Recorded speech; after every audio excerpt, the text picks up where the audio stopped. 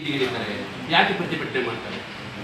ಅವರಿಗೆ ಯಾವಾಗ ನೋವಾಗುತ್ತೋ, ಸಂಕಟ ಆಗುತ್ತೋ, ಅಥವಾ ಅವರಿಗೆ ಬರಬೇಕಾದ ಅವಶ್ಯಕತೆ ಏನು ಸವಲತ್ತುಗಳು ಸಿಗಲ್ವೋ ಅದನ್ನ ಡಿಮ್ಯಾಂಡ್ ಇಡ್ತಾರೆ. ಅದನ್ನ ಸರ್ಕಾರ ಕೊಡ್ಲಿಲ್ಲ ಅಂದ್ರೆ ಬೀದಿಗಿಳಿತಾರೆ, ಪ್ರತಿಭಟನೆ ಮಾಡ್ತಾರೆ. ಈ ದೇಶಕ್ಕೆ ಸ್ವಾತಂತ್ರ್ಯ ಬಂದಿರೋದು ಸಹ ಪ್ರತಿಭಟನೆ ಸತ್ಯಾಗ್ರಹದಿಂದಲೇ ಅನ್ನೋದು ಮೂಲ ಆಶಯ ಅವ್ರಿಗೆ ಅರ್ಥ ಮಾಡ್ಕೊಳ್ಳಿಲ್ಲ ಅಂದ್ರೆ ಇದು ಒಂಥರ ನಾಚಿಕೆ. ಅಂದ್ರೆ ಅವ್ರ ಜವಾಬ್ದಾರಿಯಿಂದ ನುಚ್ಕೊಳ್ಳೋ ಪ್ರಯತ್ನ ಮಾಡ್ತಿದ್ದಾರೆ ಅಂತ ಅರ್ಥ. ಒಬ್ಬ ಬಡವ, ಒಬ್ಬ ದಲಿತ, ಒಬ್ಬ ರೈತ ಬೀದಿಗಿಳಿದು ಹೋರಾಟ ಮಾಡ್ತಿದ್ದಾನೆ ಅಂತಂದ್ರೆ ಅವ್ನಿಗೇನೋ ಡಿಮ್ಯಾಂಡ್ ಇದೆ ಅಂತ ಅದನ್ನ ಕರೆದು ಅದನ್ನ ಸಂವಾದ ರೀತಿಯಲ್ಲೋ ಅಥವಾ ಶಾಂತಿ ರೀತಿಯಲ್ಲಿ ಬಗೆಹರಿಸಬೇಕಾದ ಕರ್ತವ್ಯ ಆ ಜಿಲ್ಲಾಡಳಿತ ಜವಾಬ್ದಾರಿ ಇದೆ.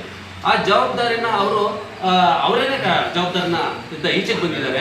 ಆಮೇಲೆ ಇಲ್ಲಿ ಯಾರು ನಮ್ಮ ಪ್ರತಿಭಟನೆಗಾರರು ಬೀದಿ ಇಳಿದು ಶಾಂತಿಗೆ ಭಂಗ ತರೋದಾಗ್ಲಿ ಇನ್ಯಾವುದೇ ರೀತಿಯಲ್ಲಿ ಸರ್ಕಾರ ವಿರುದ್ಧವಾಗಿ ಏನೇ ಪ್ರತಿಭಟನೆಗಳನ್ನ ಮಾಡಿಲ್ಲ. ಅವರು ಶಾಂತಿ ರೀತಿಯಿಂದ ಪ್ರತಿಭಟನೆ ಮಾಡ್ತಿರೋದು ಸಹ ಈ ಸಂವಿಧಾನಾತ್ಮಕ ಪ್ರಜಾಪ್ರಭುತ್ವ ವ್ಯವಸ್ಥೆಯಲ್ಲಿ ಅದು ವಿರುದ್ಧ ಅಂತಂದ್ರೆ, ಹಾಗಾದ್ರೆ ನಾವು ನಮ್ಮ ಅವಶ್ಯಕತೆಗೆ ನಮಗೆ ಬೇಕಾದಂತ ಡಿಮ್ಯಾಂಡ್ಗಳನ್ನ ಯಾವ ರೀತಿ ಬಗೆಹರಿಸ್ಕೋಬೇಕು ಅಂತ ಜಿಲ್ಲಾಧಿಕಾರಿಗಳೇ ನಮಗೆ ಸ್ಪಷ್ಟಪಡಿಸ್ಬೇಕು. ಈಗ ಯಾಕೆ ನಮಗೆ ಬೇಕಾಗಿದೆ, ಈಗ ಹಸುವಿದೆ ಅನ್ನ ಕೊಡಿ, ಭೂಮಿ ಬೇಕು ಭೂಮಿ ಇಲ್ಲ ಭೂಮಿ ಕೊಡಿ, ಮನೆ ಇಲ್ಲ ಮನೆ ಕೊಡಿ ಅಂತ ಯಾವ ರೀತಿ ನಾವು ಸರ್ಕಾರನ ಒತ್ತಾಯ ಮಾಡಬೇಕು?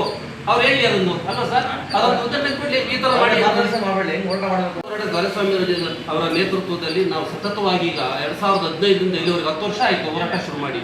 ಇದುವರೆಗೂ ಒಂದು ಭೂಮಿ ಕೊಟ್ಟಿಲ್ಲ, ಒಂದು ವಸತಿ ಕೊಟ್ಟಿಲ್ಲ ಅಂತಂದ್ರೆ ಏನಂತ ಅರ್ಥ? 53 ಅರ್ಜಿ ತಗೊಂಡಾಗ ಹಿಂದಿನ ಭೂ ಸುಧಾರಣೆ ಕಾಯ್ದೆ ಪ್ರಕಾರ ಯಾರು ಭೂಮಿ ಇಲ್ವೋ, ಯಾರು ಮನೆ ಇಲ್ವೋ ಅವ್ರಿಗೆ ಭೂಮಿ ಕೊಟ್ಟಿದ್ದಾರೆ, ಮನೆ ಕೊಟ್ಟಿದ್ದಾರೆ. 25 ವರ್ಷ ಆಯ್ತು. 25 ವರ್ಷದಿಂದ ಒಬ್ಬರಿಗೆ ಮನೆ ಒಂದು ಭೂಮಿ ಕೊಟ್ಟಿಲ್ಲ. ಹಿಂದೆ 10 ವರ್ಷಕ್ಕೆಲ್ಲ ನಾವು 53 ಅರ್ಜಿ ತಗೊಂಡಾಗೆಲ್ಲ ಮಾಡ್ಕೊಟ್ಟಿದ್ದಾರೆ ಭೂ ಸುಧಾರಣೆ ಕಾಯ್ದೆ ಪ್ರಕಾರ. ಬಟ್ ಇದು 25 ವರ್ಷದಿಂದ ಒಂದು ಭೂಮಿ ಕೊಟ್ಟಿಲ್ಲ. ಎಲ್ಲದು 25 ವರ್ಷದಿಂದ ಕಾಯ್ದೆ ನಿಂತಿದ್ದಾರೆ ಜನ. ಅವ್ರಿಗೆ ನ್ಯಾಯ ಕೊಡಿ ಅಂತ ಕೇಳದೇ ಅನ್ಯಾಯ ಅಂತಂದ್ರೆ, ಹಾಗಾದ್ರೆ ನಮಗೆ ಒಂದು ಪರ್ಯಾಯದ ಒಂದು ಮಾರ್ಗವನ್ನ ಜಿಲ್ಲಾಧಿಕಾರಿ ತಿಳಿಸಿ. ಇವರು